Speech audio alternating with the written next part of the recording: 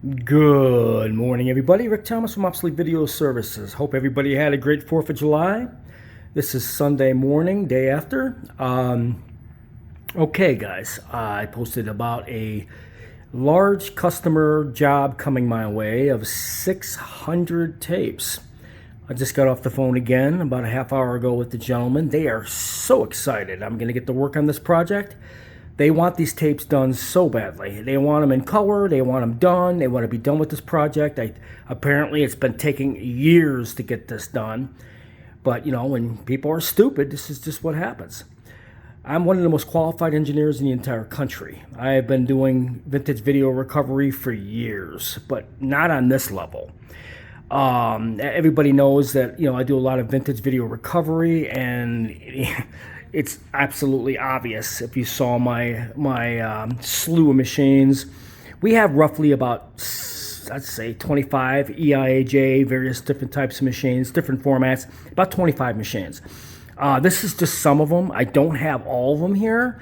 The remainder of the machines I have are in storage, waiting to be restored or to be used or whatever. But I've got about 25 machines.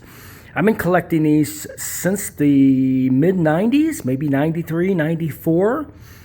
So anyways, I wanted to go over some things that's going on. I'm getting myself prepared for a very large videotape transfer job.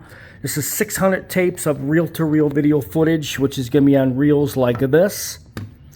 Done on various machines. This is the skip field. This is the Panasonic version of the EIAJ color. This is the non-standard Av-5000As. This is the Ampex 1966 black and white color compatible 1-inch machine. Of course, we got the EIAJ professional color Sony 8650, and then we have another Av-5000 sitting here.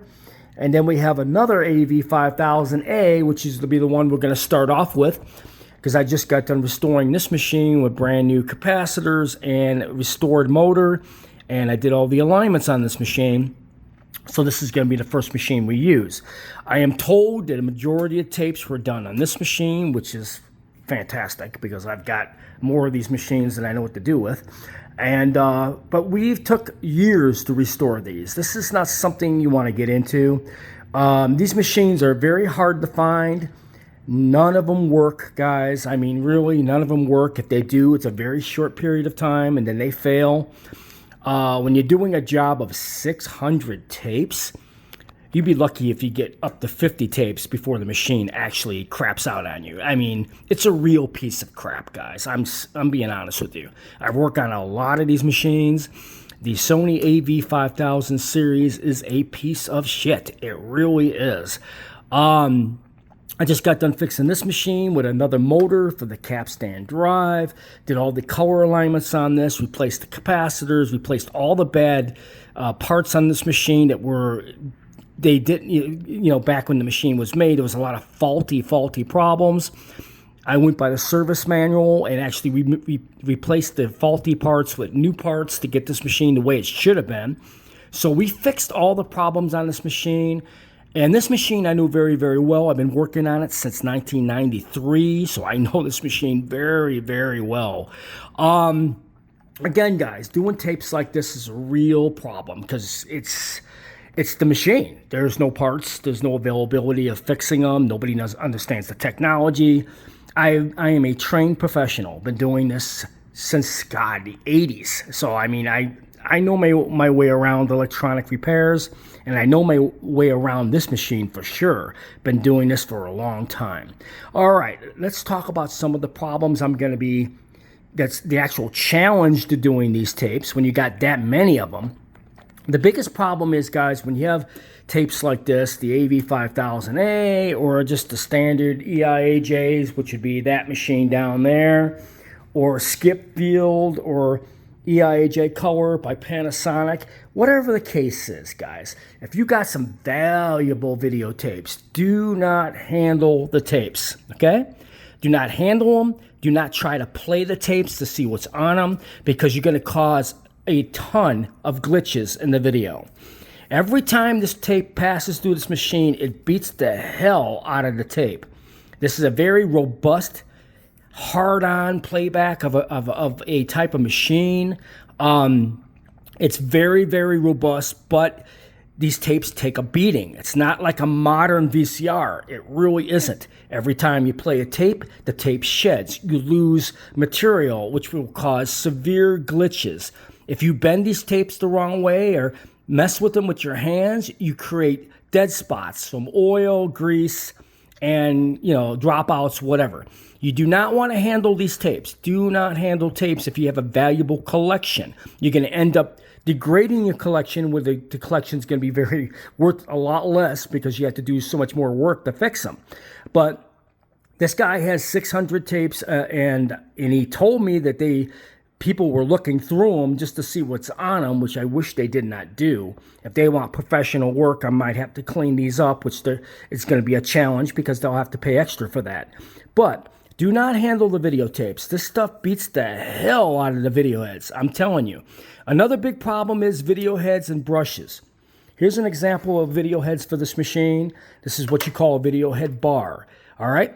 Here's a perfect example. The heads are good, but the coil that runs the head on one side is shorted out. You could clean this head to oblivion and you're still not going to get it to work. The coil itself is shorted out in the head itself, even though the head tip and the gap is fine.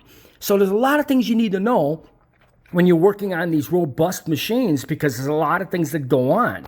Biggest problem is the head bars. If you're lucky, if you can get through 25 to 30 tapes without a head bar clogging or shorting out, all power to you, because if the tapes are not cleaned and baked properly, you will get head clogs, or the pressure on the head will be so much that at points that you can short out the head itself. This happens a lot. This is why I've got lots of machines and I make my own video heads, because this happens a lot. Okay? So that's a big problem. Video heads for these robust machines, they short out, they clog, the brushes go bad. On this particular machine, the electronics is crap. Sometimes you can get color, sometimes you can't get color. The color board and the boards have to be repaired. There's a lot of issues on the boards on this machine. And then you're fighting what's called tape stock, which if you mess with it, you're going to cause glitches. These things shed. If you have valuable tapes, sports or whatever it is you want me to work on, do not mess with the tapes. You will cause nothing but problems. And you'll have lots of glitches. The tapes will look like shit. Then I got to go in and fix them in the DaVinci to bring them to broadcast level. There's a lot of stuff. It's just less work. But if you're a type of person who don't give a shit about quality, which I can't understand that to save my life, if you're dealing with vintage stuff from 69 to 1975, quality is everything. Again, quality is everything. I like to do the best work possible when I'm making master recordings. This is what I do here. So please do not mess with the tapes. If you're looking through them, that's a big mistake, because you're actually damaging the tapes if you're scanning through them. You don't want to be playing tapes. If you know, if they're marked, just send them to me so I can work on them as is, not being touched. You'll get a much better quality out of them. Another thing about this machine, guys, you cannot use machines like this. Even if you got one working, it's not going to last very long. You'd be lucky if you can get through 10 or 15 tapes. This is a real piece of crap. Trust me, it's really a piece of crap machine. But when you got one that's fixed and restored, or 8 that are restored, that's the big hurdle right there, because I service all my machines. And then once you do that, you definitely want to run them through a television environment, which is what I do here. This is why we're able to produce such high quality recordings from these old reel-to-reels. Again, the old reel-to-reel video recordings, they're very noisy. There's a lot of noise content in the video due to the way they're recorded with this type of machine and others. So we're able to take it into the DaVinci and do professional restoration to make files when we have time.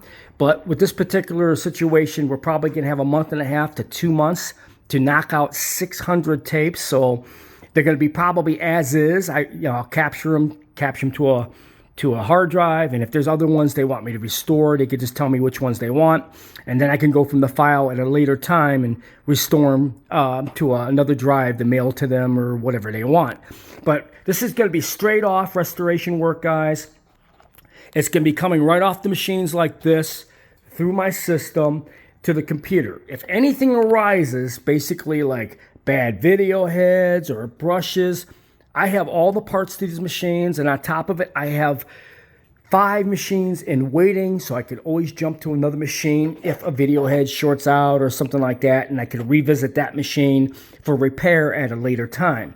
But we have all the machines to do these things, guys. I've got 25 EIAJ and non-standard machines in my arsenal. This is just some of it. This is the 1-inch machines from 1966, very rare Ampex 1-inch machines, extremely rare. I've got the only 2 rebuilt brand new machines in the entire country. I've got the only rebuilt EIAJ working machines in the entire country.